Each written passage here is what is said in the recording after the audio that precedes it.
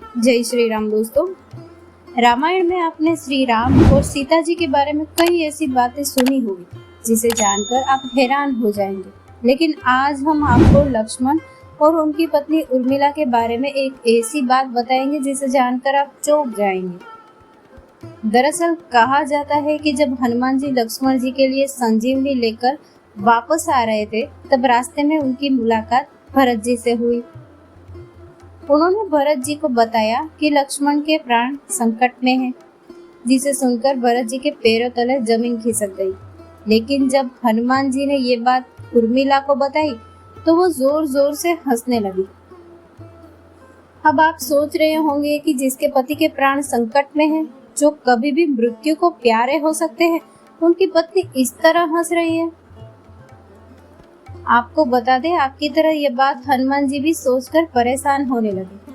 आखिर में जब उनसे नहीं रहा गया तो उन्होंने देवी उर्मिला से पूछ ही लिया, माता, मैंने आपको इतनी दुख भरी खबर सुनाई है, लेकिन आप परेशान होने की बजाय हंस रही है। तब देवी उर्मिला ने उनसे कहा, हनुमान, आपने बताया कि मेरे पति श्री राम की गोद में मूर्छित लेटे हैं। अब जो त्रिलोकपति श्री हरि की गोद में लेटा हो, भला उसके प्राणों पर संकट कैसे आ सकता है? जिनकी रक्षा के लिए स्वयं महादेव के रुद्रावतार संजीवनी लेने जा रहे हो, ऐसे में मुझे मेरे पति की मृत्यु की खबर कैसे परेशान कर सकती है? जब पूरी सृष्टि ही उनके इशारों पर चलती है, तो आपके संजीवनी ले जाने से पहले सूर्यदेव कैसे निकल सकते हैं? आप चाहे तो यहाँ कुछ देर आराम कर सकते हैं, क्योंकि मुझे पूरा विश्वास है मेरे पति न सिर्फ मृत्यु को हराएंगे बल्कि दुष्ट मेघनाद का वध भी करेंगे। ये बात सुनकर हनुमान जी चौंक गए। उन्होंने देवी उर्मिला के त्याग, स्नेह और अखंड पतिव्रत को प्रणाम किया और फिर लक्ष्मण जी को बचाने संजीवनी लेने निकल गए। मान्यता है कि जब लक्ष्मण जी प्रभु श्री राम और माता सीता के साथ वनवास जा रहे थे, तब उन्होंने उर्मिला से एक वचन लिया। वचन ये था कि चाहे परिस्थितियां कितनी विपरीत क्यों न हो, चाहे जो संकट आ जाए, आप रोएगी नहीं। अब आप सोच रहे होंगे कि लक्ष्मण जी ने उनसे ये वचन क्यों मांगा। लक्ष्मण जी का कहना था कि अगर आप विकट परिस्थितियों में रोएंगी तो आप कमजोर पड़ जाएगी। ऐसे में माँ और परिवार का ध्यान कैसे रख पाएगी आप?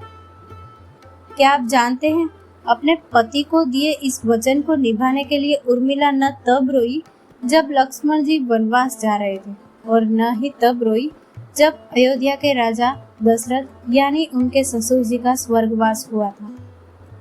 यहाँ तक कि लक्ष्मण जी के मूर्छित होने की खबर सुनकर भी उनकी आंख में एक आंसू तक नहीं आया था। इतना ही नहीं, लक्ष्मण जी अपना कर्म अच्छे से कर सके, इसीलिए जब तक लक्ष्मण वनवास में रहे तब तक उर्मिला अयोध्या में सोती रही। यानी कि 14 साल तक उर्मिला अपने पति का साथ देने के लिए सोती रही। क्या आप इसके पीछे की वजह जानते हैं? दरअसल वनवास के पहले दिन श्री राम और सीता तो सो गए, लेकिन उनकी सेवा और रक्षा के लिए लक्ष्मण जी रात भर जागते रहे। ये देखकर निंद्र की देवी लक्ष्मण जी से मिलने गई और उन्होंने बताया कि वो जो कर रहे हैं वो प्रकृति के नियम के विरुद्ध है।